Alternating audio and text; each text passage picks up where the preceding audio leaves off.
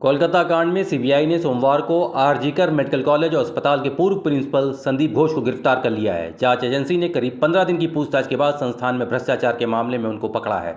कोलकाता के salt lake स्थित CBI दफ्तर में संदीप घोष को पूछताछ के लिए बुलाया गया था। इसके बाद उनके सीबीआई के निज़ाम स्थित इस एंटी करप्शन विंग में ले जाया गया, जहां उन्हें गिरफ्तार दिखाया गया। उसके बाद विप्लव सिंह, सुमन हाजरा और अफसर अली खान को भी सीबीआई ने गिरफ्तार किया। आरजीकर मेडिकल कॉलेज अस्पताल के पूर्व उपाधीक्षक डॉक्टर अख्तर अली ने संदीप घोष के प्रिंसिपल रहने के दौरान संस्थान में कई मामलों में शिकायत दर्ज कराई थी। इसमें अस्पताल में लावारिस शवों की तस्करी, बायोमेडिकल कचरे के निपटाने में भ्रष्टाचार, निर्माण निविदाओं में भाई भतीजावाद जैसे आरोप लगाए गए थे। इसकी जांच पहले कोलकाता पुलिस कर रही थी, लेकिन हाईकोर्ट के आदेश में जांच सीबीआई को सौंप दी गई। 19 अगस्त को सीबीआई घोष के खिलाफ कोलकाता पुलिस ने आईपीसी की धारा 120B, 420 और भ्रष्टाचार निवारण अधिनियम 1988 की धारा 7 के तहत केस दर्ज किया था। उसके बाद कोलकाता हाईकोर्ट के आदेश के बाद 24 अगस्त को सीबीआई ने इसकी जांच अपने हाथ में ले ली थी। उपरोक्त धाराओं के तहत ही उनको गिरफ्तार किया गया है। करप्शन के इस केस में मां तारा ट्रेडर्स, मध्य जोरेहाट, बानीपुर हावड़ा, ईशान कैफे, 4/1, बेल गछिया और खामा लोहा भी आरोपी हैं।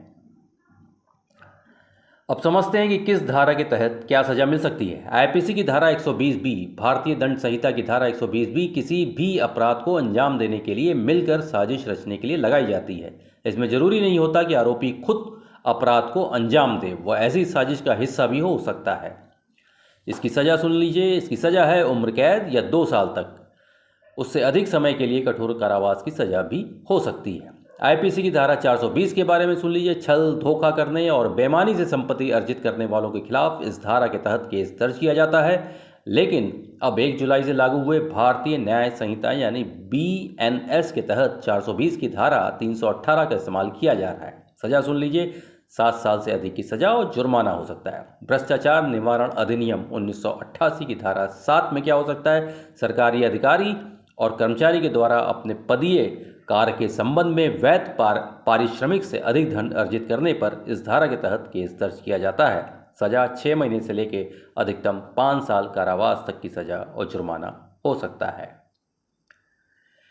दरअसल आरजीकर मेडिकल कॉलेज अस्पताल के पूर्व प्रिंसिपल संदीप घोष से सीबीआई 150 घंटे से अधिक समय पूछताछ कर चुकी है। 9 अगस्त की सुबह एक पोस्ट ग्रेजुएट ट्रेनिंग डॉक्टर के बलात्कार और हत्या की जांच के सिलसिले में भी उनसे पूछताछ की गई थी। सीबीआई इस केस से जुड़े तमाम सच जानने के लिए संदीप का 2 बार पॉलीग्राफ टेस्ट भी करा चुकी है। पहली बार टेस्ट के दौरान संदीप ने सीबीआई के सवालों का संतोषजनक जवाब नहीं दिया था। सीबीआई के अधिकारी संदीप घोष के घर और अस्पताल जाकर तलाशी ली थी। एक अधिकारी ने बताया कि वित्तीय अनियमितताओं की जांच के लिए 3 टीमें बनाई गई हैं। पहली टीम ने आरजीकर अस्पताल के मुर्दाघर जाकर जांच की थी। वहां के बुनियादी ढांचे, शवों को सुरक्षित रखने और पोस्टमार्टम करने में शामिल प्रोटोकॉल के बारे में पूछताछ की थी। 5 सदस्यीय टीम में अस्पताल के डॉक्टरों, कर्मचारियों से बात की, जिसमें डॉक्टर सप्तर्षि चटर्जी शामिल थे।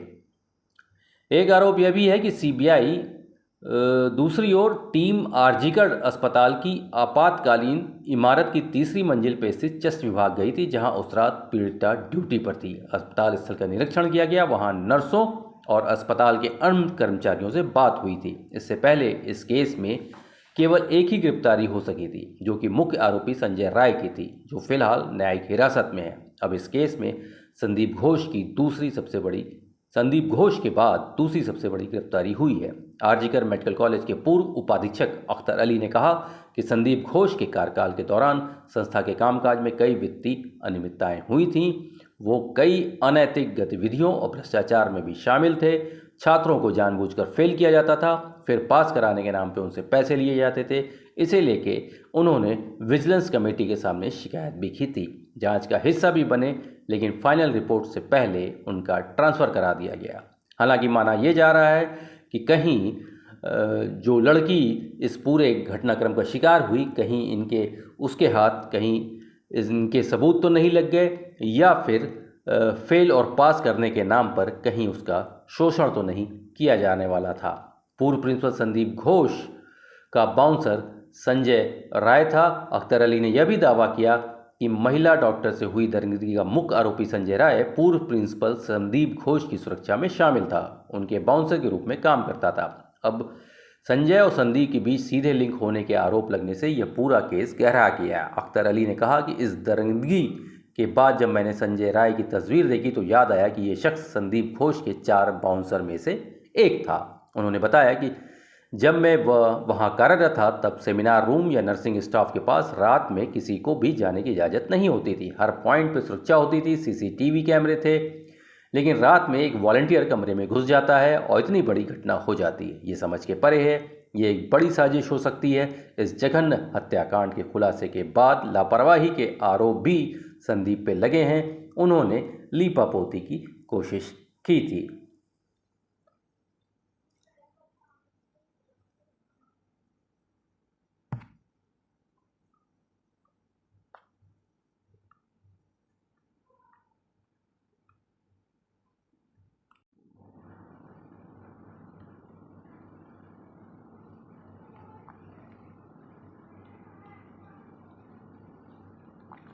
इस बीच आरजीकर मेडिकल कॉलेज की घटना को लेकर जूनियर डॉक्टर और अन्य प्रदर्शनकारियों के बीच आक्रोश बढ़ता जा रहा है।